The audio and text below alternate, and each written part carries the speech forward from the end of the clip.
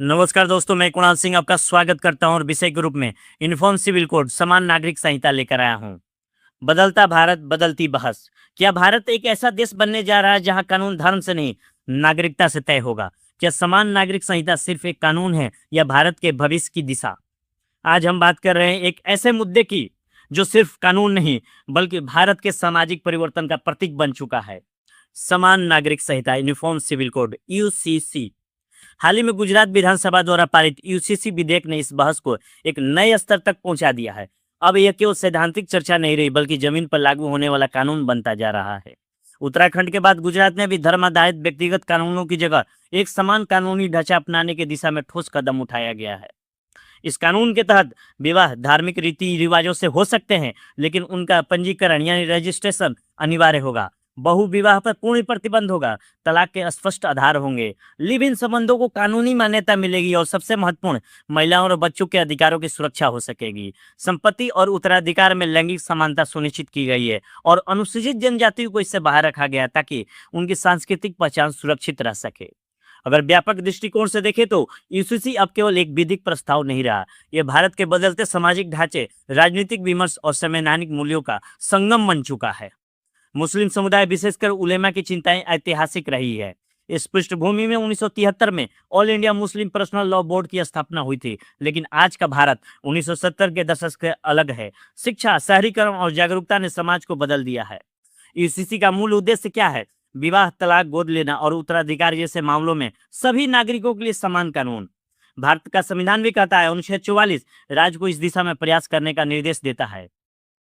समय के साथ यह स्पष्ट हुआ है कि अलग अलग पर्सनल लॉ के कारण कई बार महिलाओं और कमजोर वर्गों के अधिकार प्रभावित होते हैं। हिंदू पर्सनल लॉ में सुधार हुए, लेकिन अन्य समुदायों में सुधार धीमा रहा है। और यहीं आता है एक महत्वपूर्ण उदाहरण, गोवा।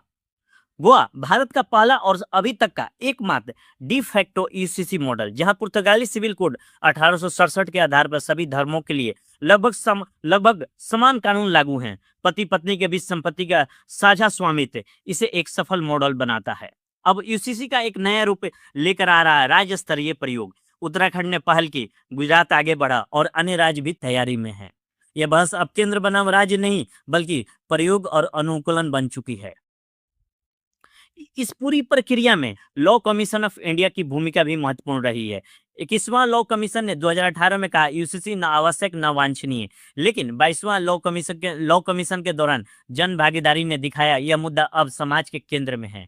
न्यायपालिका ने भी दिशा दी है। शाह बानो केस और सायरा बानो केस, इन मामलों ने दिखाया कि महिलाओं के अधिकार पर्सनल लॉ से ऊपर हो सकते हैं। और यहीं से शुरू होती है असली बहस यूनिफॉर्म सिविल कोड को लेकर। यूनिफॉर्मिटी या इक्वालिटी। क्या हमें क्या हमें एक जैसा कानून चाहिए या न्यायपूर्ण कानून? यही legal pluralism versus legal uniformity की बहस सामने आती है, जहां संतुलन सबसे बड़ी चुनौती बन जाता है।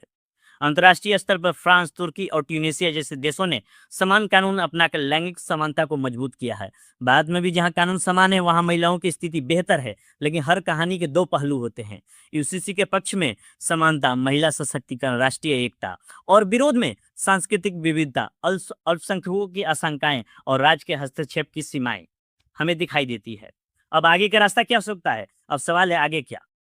पर्सनल लॉ में भेदभाव खत्म किया जाए, जेंडर न्याय आधारित कानून लागू हो, राज्यों में मॉडल का अध्ययन हो, सांस्कृतिक विविधता सुरक्षित रहे, डिजिटल पंजीकरण बढ़े, समाज, न्यायपालिका, विधायिका संवाद मजबूत हो, गोवा मॉडल अपनाया जाए और सबसे जरूरी सहमति आधारित चरणबद्ध दृष्टिकोण अपनाना चाहिए।